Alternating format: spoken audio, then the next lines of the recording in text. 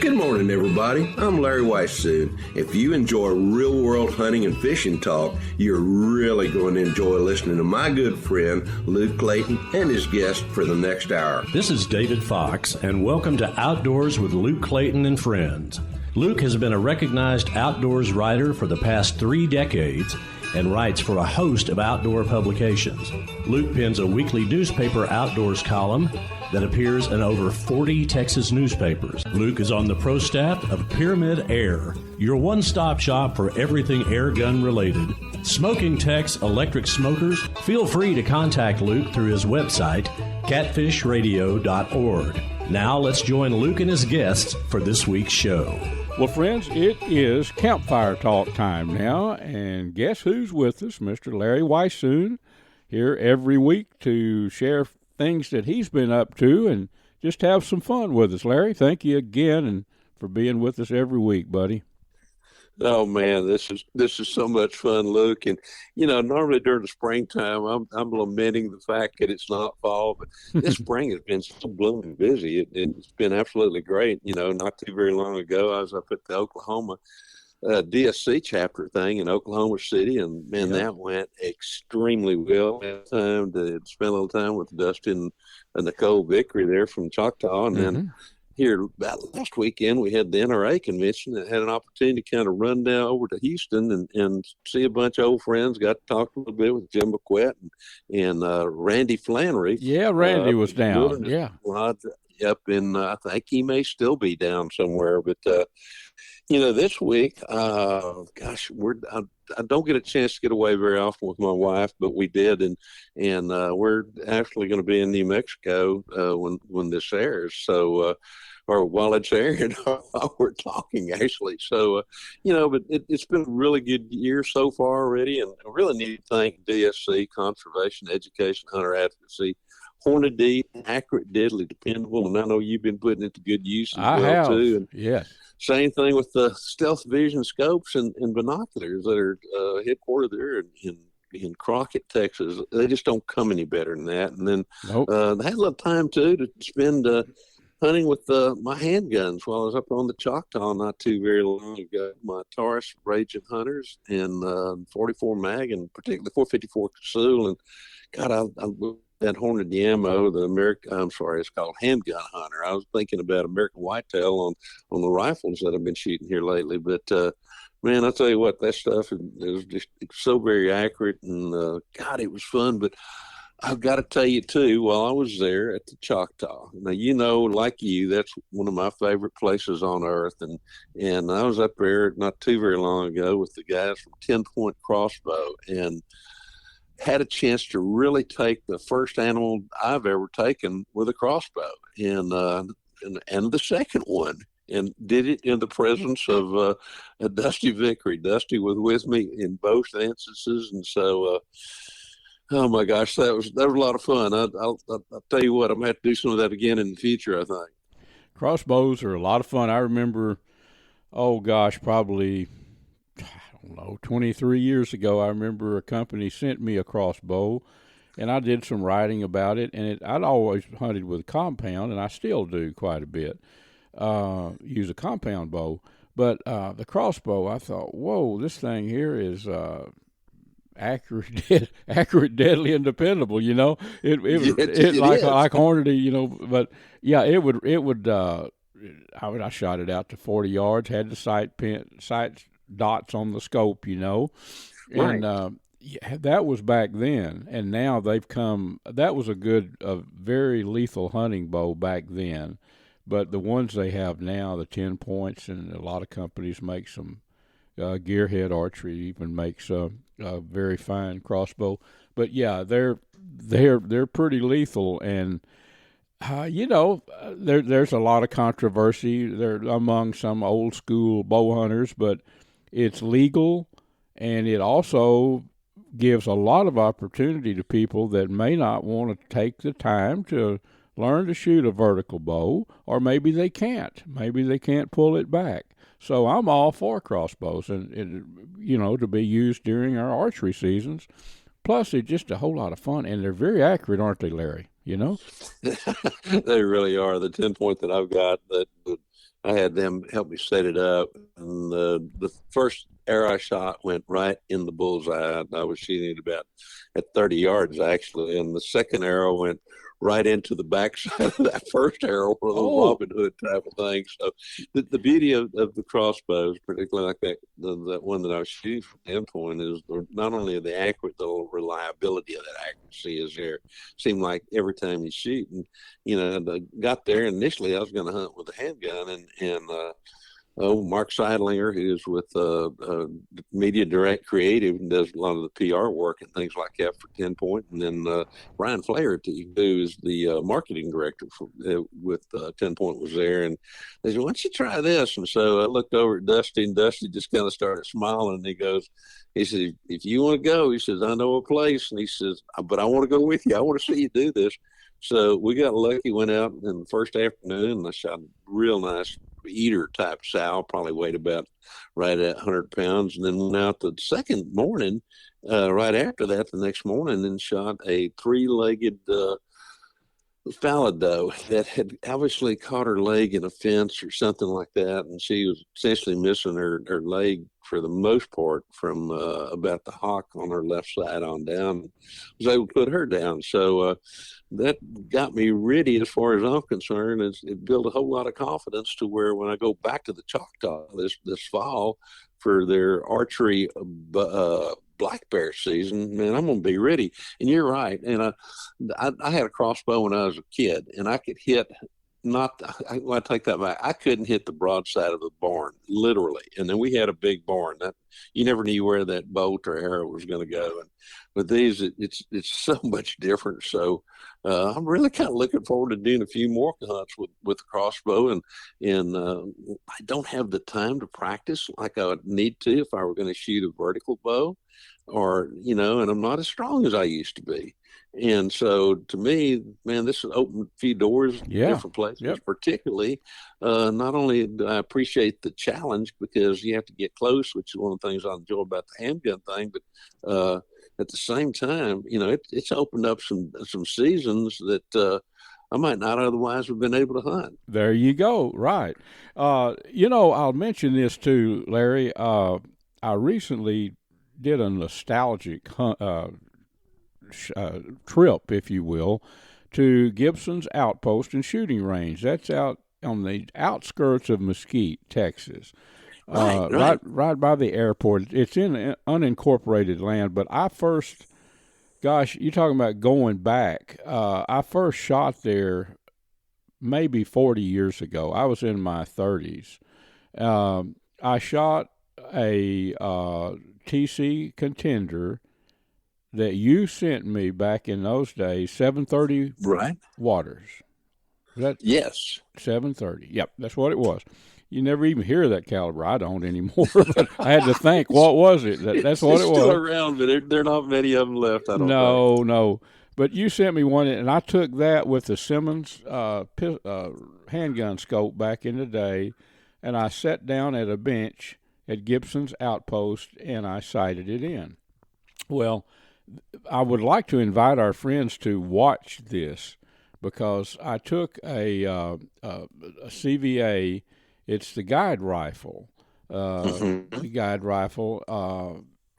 308, and I took it back to Gibson's. And I've got a friend close to home. I do all my shooting here by the house now. Got a real good range. Kenneth Shepard's got a spot, so I don't really go to commercial ranges much anymore. But I hadn't been back to Gibson's in years and years, and I went back and Don owns it now, and Ed is a great gunsmith. Ed's the gunsmith there, and I went back to the same bench. This is no kidding. It's concrete benches, and they're not going to be moving them around. They're built in at the range there. I shot that CVA guide rifle right there on the same bench where I shot that Contender.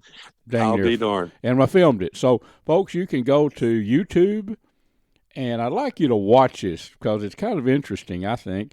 But go to YouTube and search out A Sportsman's Life, and you'll see the picture there, the lead photo there of a bench and a shooting range. Watch that. And of course, I had Ed set the Picatinny rail correctly for me, turned it where it was just right, and removed the forward Picatinny rail that was on it. That guide rifle, you could mount the scope forward, Right. I didn't want that. I just didn't want that at all. And it came with a Williams peep sight and a front sight, bead front sight. But I've got it set up now with the normal mount on the scope, the rear Picatinny rail. That little rifle, it's I really do enjoy it. It's a shorter rifle, got a good sling on it. But you might want to, I don't think you've had a chance to watch that one, Larry, but where I'm doing the shooting, that was where I shot that contender in years ago that you sent me. That is so cool. And two, if you'll remember, you brought that rifle down to over to the Becker Bottoms coffee place. And I took it, or you shot it. I shot 2 or 3 other. We shot a whole bunch of different 308 Hornady ammo. Yes. And what was interesting about all that was, that rifle was very accurate. I was using a couple of other 308s, including one. There's a Spandau rifle that's imported now from Turkey, and Neil Sanders, a dear friend of mine, runs that part of the operation. But we shot at 100 yards, and we shot like 4 or 5 different types of Hornady ammo in 308. The interesting thing is all of them grouped really well. And regardless of which one you shot at 100 yards, we kept all those shots within less than 6 inches. There'd be a group here, a little bit farther over, be another group, a little bit over farther, be another group, which tells me that, if you really got in a bind, like with that rifle that you were shooting and the couple of the others that we were shooting, that if you just happen to get somewhere and the ammo that you're normally using, my gosh, you're out, you've lost it or whatever, you could go buy a 308 Hornady, as long as there's a Hornady ammo, and I'd have no qualms about shooting a deer out to about 150 yards. That proved it to me too. Yeah. Larry, we need to take a quick break here. Okay. Can you stick with me and let's come back and we'll talk some more shooting is what I want to do. So absolutely. All right, stay with me. Well, friends, Mr. Larry Weishuhn is going to tell you about the finest hunting optics that we have ever found. Luke, these are called Stealth Vision. They come from Crockett, Texas. Dr. John McCall developed them. They're 34 millimeter tubes as opposed to the narrower tubes, so more light transmission. They have a little green light that comes on. That scope is leveled because that's when you want to pull the trigger. They have an optional lighted reticle as well too, and a whole lot of other products. And folks can learn more about them by going to stealthvision.com.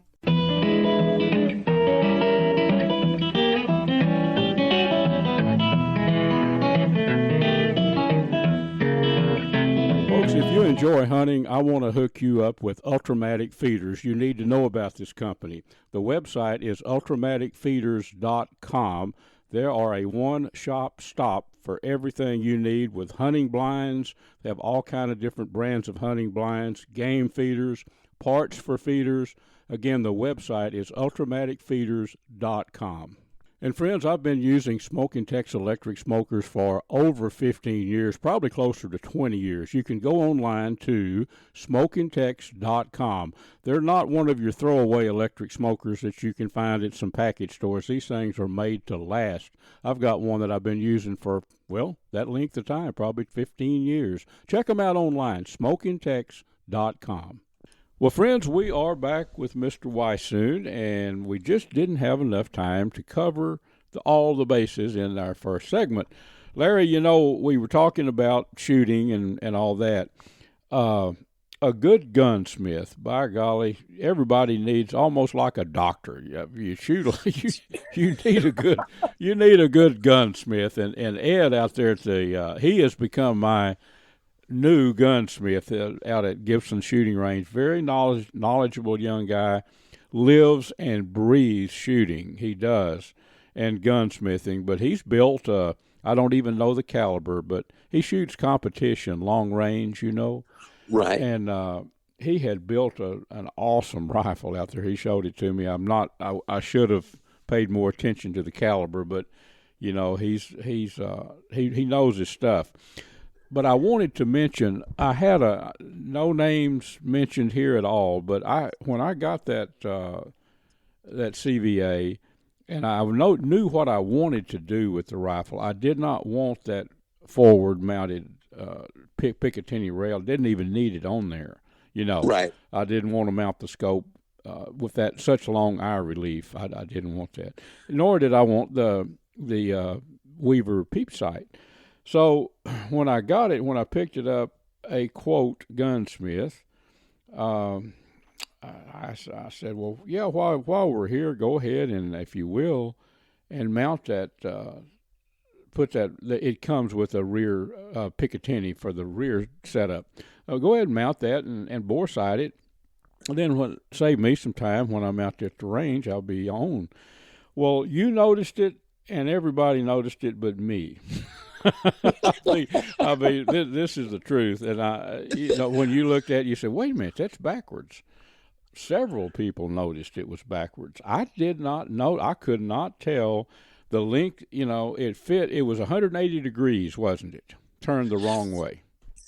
It was. Some actions are a little bit taller, if you will, where the barrel hits the action itself. It'll be a little bit taller in the front than it is in the back. And that Picatinny rail that you had was set up so that what was supposed to be in the back was in the front. What was supposed to be in the front was in the back. And so actually had that point, had your rifle straight, but it had that scope pointed upwards a little bit. So, I mean, you could have shot it a little bit farther because you could have gotten a little bit more adjustment out of it than you wanted, And I did shoot accurately, like at 100 yards. Yeah. But, the other side of that is because of that, it does not fit flush. That mount does not fit flush on the receiver, and so that could cause accuracy problems. And after you shot it a few times, so that was the thing that concerned me. Is not that you couldn't shoot it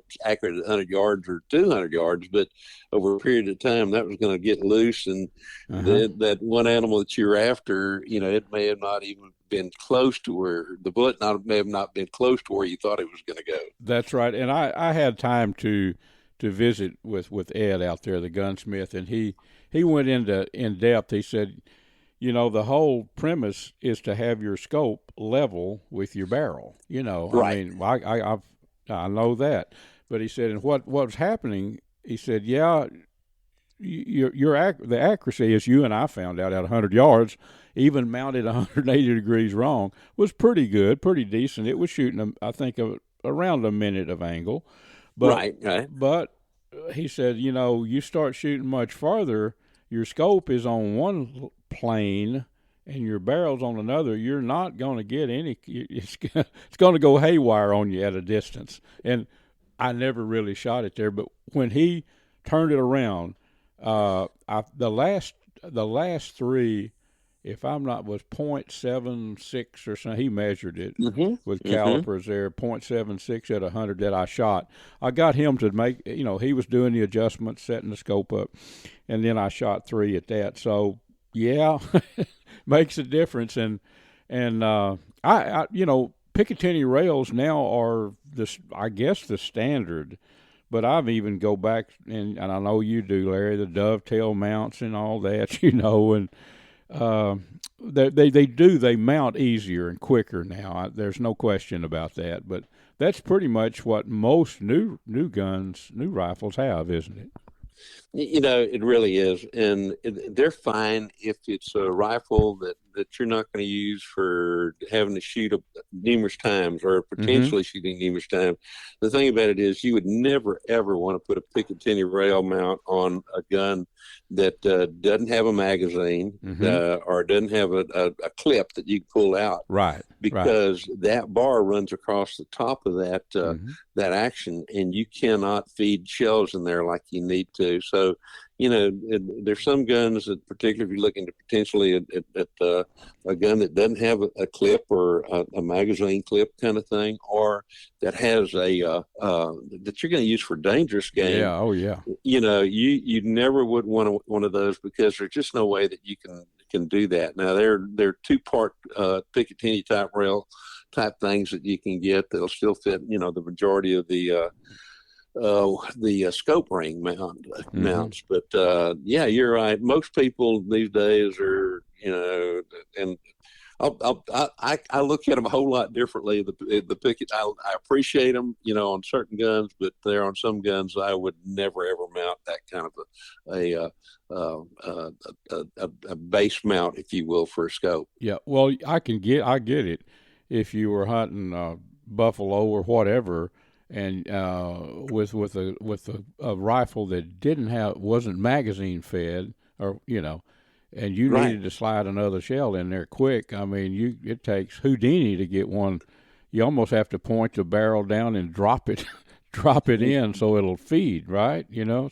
Well, it's not so much getting it it's getting them into the magazine to where it's hard to explain unless you've been there. And I've been even with hunting hogs with big bores, and you're using a bolt type gun. I would not put a Picatinny rail on that, because I may have to feed that magazine from the top rather than putting another clip in or not having another clip. And so it's just something that people need to come to realize that they're easy, they're available everywhere and all that kind of thing. But to me, a lot of those go back to guys who are target shooters rather than real hunters. I got you. Yep. Well, they work, and when I load up when I go hog hunting, I'll put about 4 rounds in the clip, snap it in there, and in my close order hunting at 50 yards, bang, I probably shot him. You got him. You're done. And I don't even cycle another one in 90% of the time. But yep, different applications for different things. Absolutely. That's why we exactly right. Yep, why we got choices, right? Amen. Yep. Well, Larry, thanks for coming back. I did want to talk a little bit more about shooting, the rifles and things we've got today. It's far different than back when I was first at Gibson's Outpost and Shooting Range 40 years ago. We got so many more, really a lot of big improvements in equipment and everything else now, Luke, we really do. And before I leave, I want to invite everybody to the DSC East Texas chapter event on June the 6th at Nacogdoches. Now, you and I are both going to be there. It's going to be an all-day event.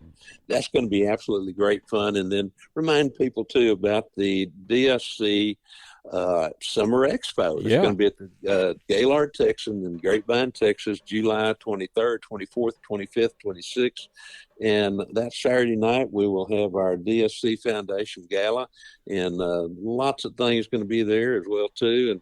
And that's our annual fundraiser. And people, if they can't be there in person, they can go to onlinehuntingauctions.com and bid there. But love to see them there. I know you're going to be there, and going to be about 400 or some odd booths there and of exhibitors. So going to be a great time. Look forward to seeing everybody there. You bet, Larry. Well, thanks again, and we'll reconvene next week at the same time with our campfire talk. How about that? Yes, we will. Friends, this is Luke. If you're looking to refinance a mortgage or maybe buy some rural land or whatever, I want to recommend to you a company that I've had some stellar dealings with. It's Green Lending. Now, you can go online to greenlending.com. I'm going to give you the name of a guy that helped me tremendously, Jack Hamill, and I'm going to give you Jack's number. Give Jack a call if you want to refinance or you want to buy some rural land or whatever. Jack's number there at Green Lending is 440-223-2086. Or just go to greenlending.com and check it out. It's a great company. I had some wonderful dealings with them, and most of it was done online. Big Sam left Seattle in the year of 92 with George Pratt, his partner, and brother Billy, too. They crossed the Friends, this segment is made possible by Platinum Cadillac and Chevrolet in Terrell, Texas. Stop by and visit with my buddy, Mr. Justin Rudd, and his team of experts, and let them put you in a new Chevy pickup or a Cadillac or whatever you might be in the market for. Also, the Choctaw Hunting Lodge up in southeast Oklahoma. Check them out at ChoctawHuntingLodge.com. Also made possible by Pyramid Air, your one-stop shop for everything airgun related. Well, friends, let's have some fun, and let's talk about creek fishing with my good friend Jeff Rice. Now, Jeff and I, we have the opportunity to hunt and fish and do all kind of fun things together, but creek fishing is special. Jeff, thank you for being with us, buddy. Oh, always glad to join you, my friend. And yes, you're correct. Creek fishing that's a blast. It is, and it's and folks, Jeff has a ranch in East Texas that is bordered by a creek, and the creek is Lake Fork it's on the upper end of Lake Fork, so it's backwoods and it's seasonal, but we've learned to fish it through the years that you and I've been together fishing on it. There's a sand bass run when conditions are right. This year, I don't think it was the conditions weren't just right, but running water, the sand bass in, usually late winter, early spring, they come out of the main lake and make a run. We've had some fun times sand bass fishing, white bass fishing. We didn't have it this year, but crappie, Jeff, tell about you've hit it. It's all about timing on the crappie too, isn't it? Both the sand bass and crappie, and the water conditions can make a difference. And of course, this year we had a little bit of low water conditions, so the sand bass never did catch any sand bass in there. Caught some crappie, but it's a timing thing, and you got to be in there when they're in there, and when they are, it can be some of the best fishing. Now, catfish, we'll talk a little bit about catfishing, and with the recent rains we've had, they're really moving in good, and so it's a matter of hitting it being there at the right time and with the right bait. And boy, I tell you what, it's a great time to fill your freezer with some fresh fillets for an upcoming fish fry kind of thing. So. But yeah, you and I think are getting ready to set up some trot lines, I believe. Yep. Upcoming weeks, and that's just a heck of a lot of fun. But this time of year, now that we're into spring and things are starting to warm up, those catfish really move up that creek, and they're thick in there. Of course, I've got a Vineyard Max feeder on my dock that throws catfish bait out in there, and I tell you what, that they just stay there. I know. They just hang around the dock, and you and I'll run a trot line from there on down a bit, and we've done this in the past, and boy, I tell you what, how much fun have we had catching? I mean, I think that one time you and I went, we had a fish on every hook. I think there were like 20 fish or something. Yeah, it was good. That's our plan, folks. Is get down there, and Jeff and I both. There's something about a creekside fish fry. We're going to take some fresh water, a gallon jug or two of water to rinse the fillets. And a fish cooker down there, probably a wood. I've got one of these little rocket stoves that you just put some twigs in that thing, and it blows a flame through that rocket stove, and we'll probably fry them on that. We could bring a propane cooker, but it's kind of fun cooking them on wood. But we'll probably set a couple of trot lines. I know you've got a brand new one. I've got one that probably at least 15 good hooks on it left. Set those things out, and our friends will get a kick out of this, I'll bet you. But when the last time we did this, we shot a hog down there the night before, and I said, pork liver, beef liver, any kind of chicken liver. Chicken liver doesn't stay on the hook very well, but pork liver does. And I said, let's cut that up, and cubed it up into about 1-inch cubes roughly, and those hooks baited with that, those catfish wouldn't leave them alone. We caught a bunch. I don't know if we'll be able to actually shoot a hog the night before. That's hit or miss, so to speak. But I bet I can find some pork liver at a market, and we need to bait up with that. It's a lethal bait, isn't it, Jeff?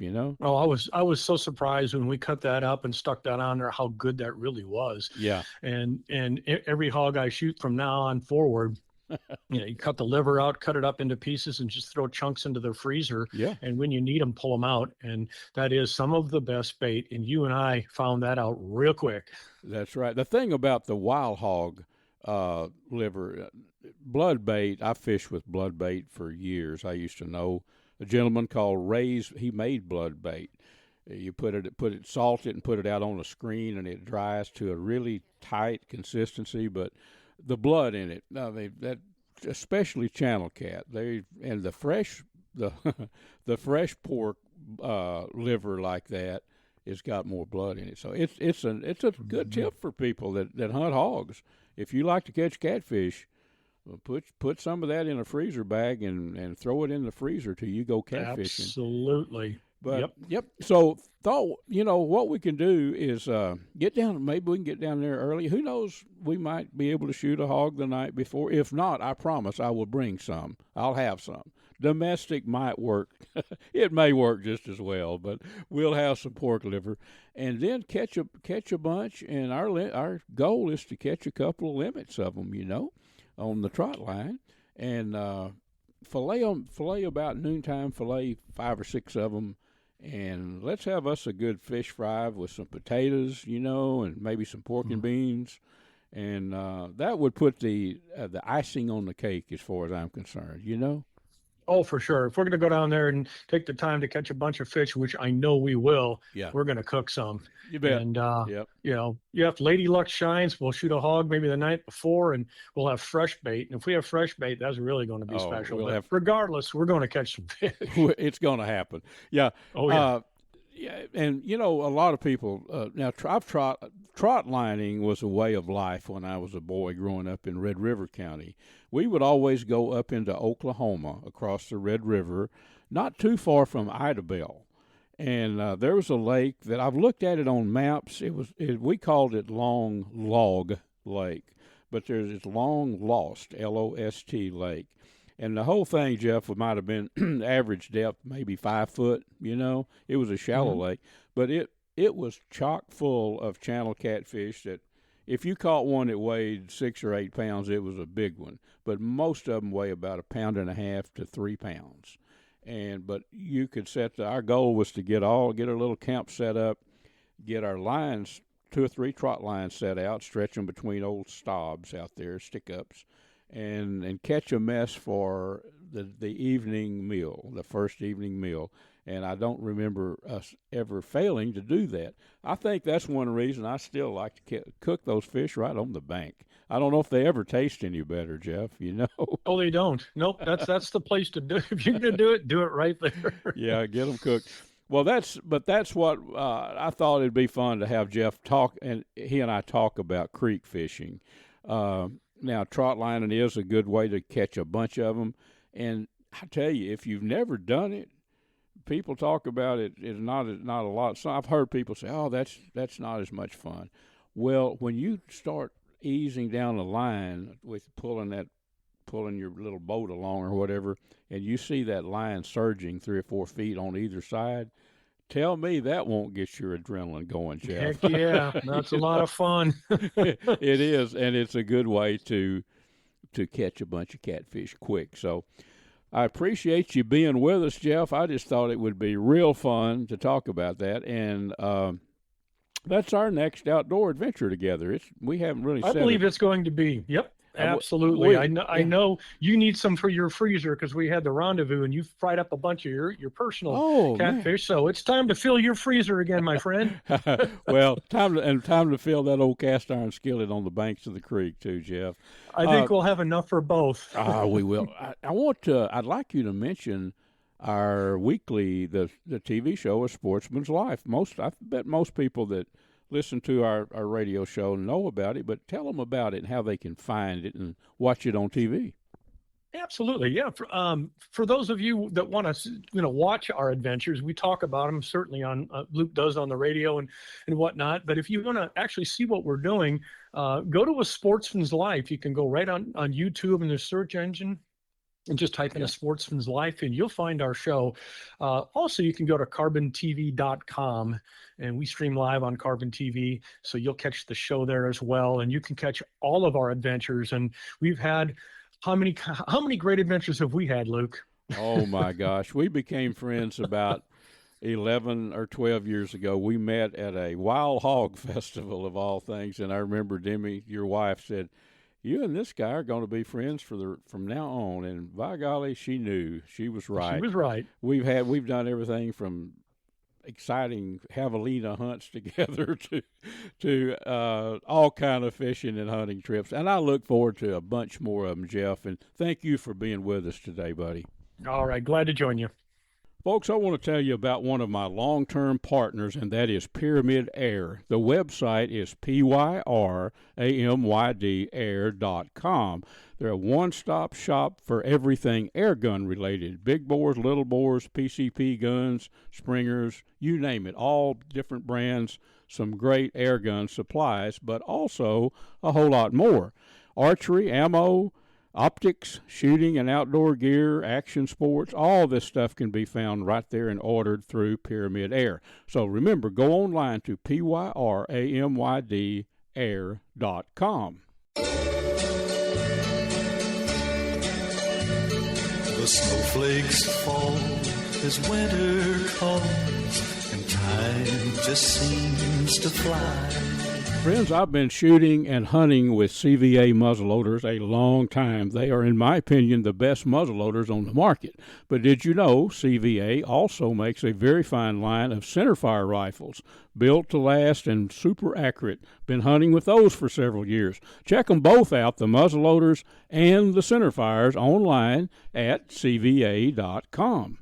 Folks, I want to introduce you to some good friends of mine at Dash for Cash Pawn Shop in Seagoville, Texas, located at 133 Hall Street. The phone number is 972-287-3121.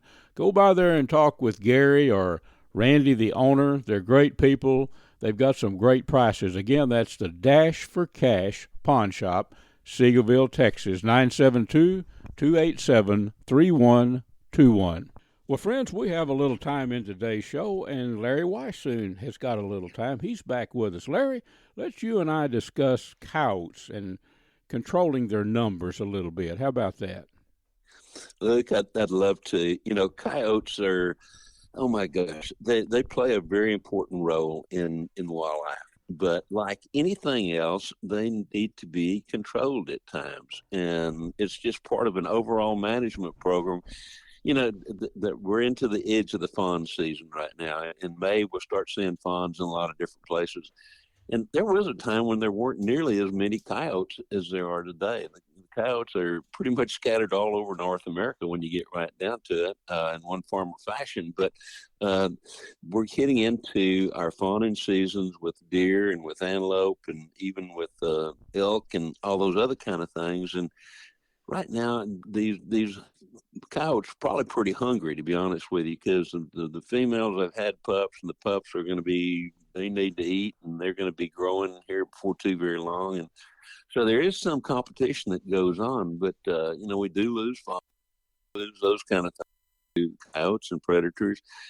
On the positive side, they also eat a whole lot of rats and mice and little things that can cause all kinds of problems. So we need coyotes, but frankly, in a lot of places, we don't quite need them in the numbers that they exist.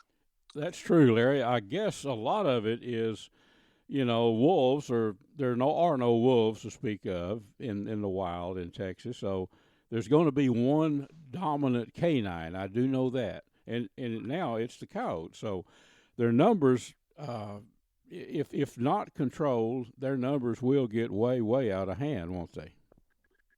You know, they can, and you mentioned the wolf thing too. I know we go through this goes to almost all over North America, and there, I've often said there's conservation and there's preservation. Conservation is the wise use of, and that includes predators, including what people would call the apex predator, like wolves and cougars and grizzly bears and all those other kind of things. And then there's preservation. And in some instances, we have had with wolves and with grizzly bears preservation, which is very narrow-minded. It just looks after that one species. It doesn't take in consideration all the others.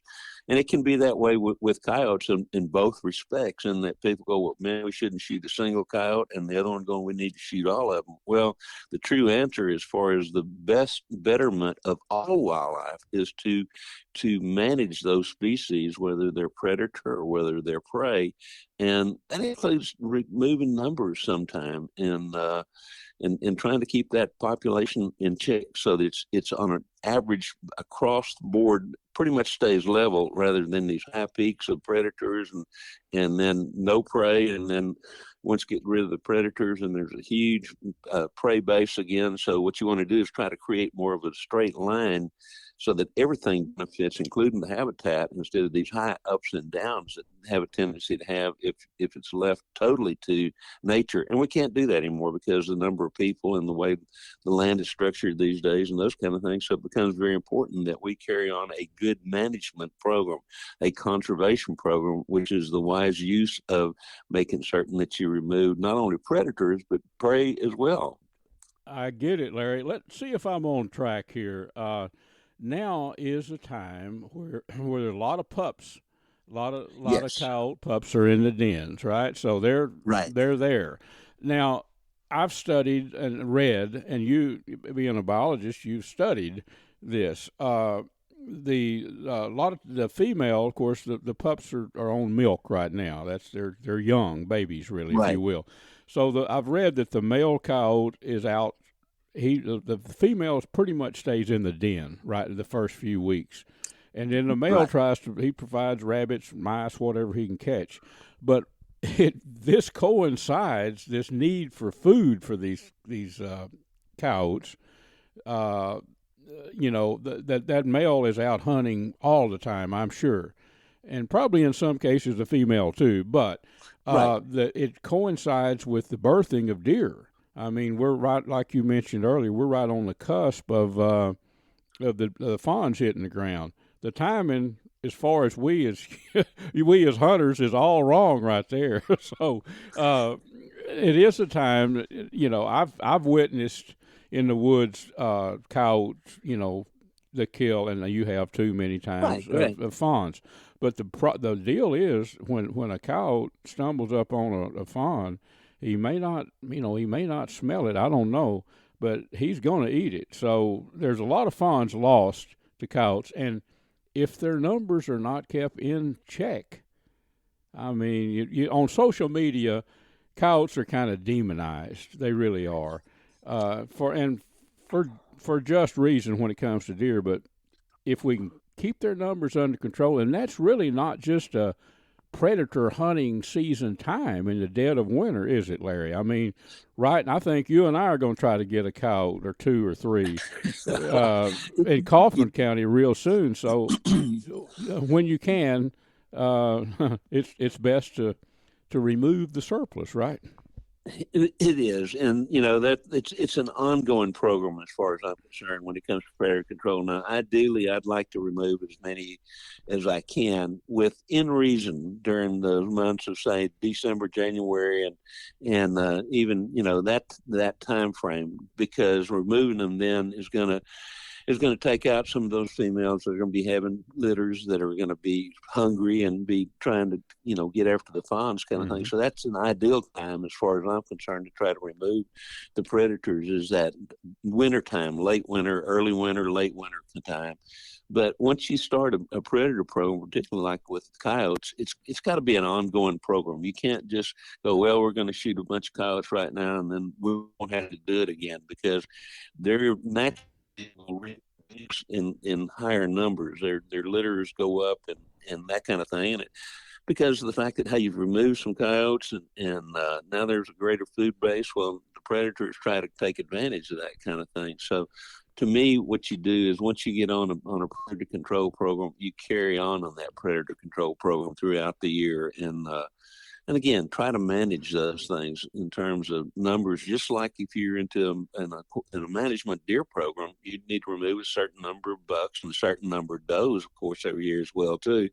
You kind of need to do the same thing when it comes to to predators. And again, what you're trying to do is create kind of more of a level line where there's a quality of life it's good for both predator and prey, every day of the year kind of thing, instead of those high peaks and valleys of where you have an increase of predators or prey, and then the predators take them out, and then they start starving to death. And then when they start starving to death, then the prey comes up again. So it's, very deep valleys and peaks kind of thing. So you want to try to keep that more to a straight line, and doing so, then everything benefits. All the species out there, and including the plant species that are there, and the birds, and everything that's out there. The wildlife and the wildlife habitat is much better off when you do those kind of things. I agree. Makes perfect sense. I'll tell you something interesting, Larry, that I've witnessed firsthand.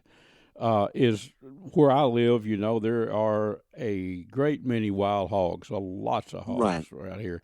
And really the birthing, hogs can give birth throughout the year, but the real big birthing time is like late winter. All those sows are going to have pigs on the ground. They might have another litter in the summer, but late winter, all of them are bred and dropping pigs. Coyotes have started, not just here, I'm sure, but I've witnessed this. They started hitting those pigs that they can catch. Those younger ones, they started feeding on those big time. So that might take a little, I don't know, maybe take a little pressure off the deer, because, gosh, the hogs are plentiful, and they've learned how to hunt them, I think, just by coyote nature. They know. I've actually observed it once, but we've got it on film. A neighbor of mine several times of the coyotes coming in and nabbing a pig and running off, and they've got pretty proficient at it, Larry.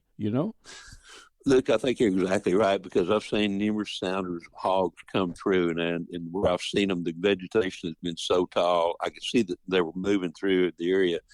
But I really couldn't see, the number of pigs that they had. But interestingly, almost in every instance when I've seen these large sounders, there'll be 3, 2, 4, 5, whatever number of coyotes that are kind of following behind them. And I'm sure they're doing exactly what you're saying. And you're right. I think the hogs probably, in all likelihood, have taken pressure off the fawns in certain areas, because they're available pretty much year round, as opposed to the seasonal aspects of deer fawning. And but yeah, to me, I'm sure those coyotes have learned they're pretty damn smart to begin with, kind of. So once they have learned that they can get in there and grab a pig, they're going to be able to do it again, and they're going to follow those sounders around, and really might in some way help control the hog populations a little bit in certain areas. They have to.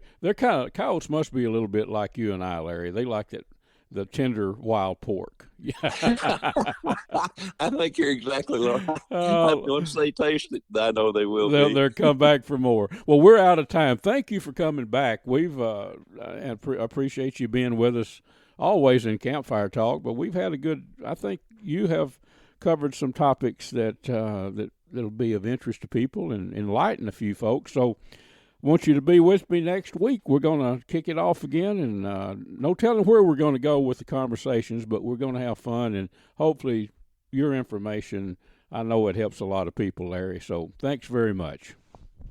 We'll be back right here next week. Friends, I hope you've enjoyed our show. This is our 20th year to be doing Catfish Radio, and I enjoy doing it now probably more than I did when I first began. It's lots of fun every week. But I want to tell you about a destination, one of my favorite destinations, and it's the Choctaw Hunting Lodge. It's up in southeast Oklahoma, maybe an hour north of Paris. I don't think it's that far, but it's an awesome place. You can go online to ChoctawHuntingLodge.com and check it out. Beautiful lodge there. Trophy deer hunting on thousands of acres of Choctaw tribal land up there. It's just, if you ever go up there, you will return. A lot of eastern turkey in that part of the country. And probably our closest destination for many Texans to have a real chance to kill an eastern turkey. So that's got that going on. Exotic hunting, hog hunting. If you're an outdoor person, you'd love a visit there at the Choctaw Hunting Lodge. Folks, we are out of time. Make sure and tune in next week and be safe in the outdoors.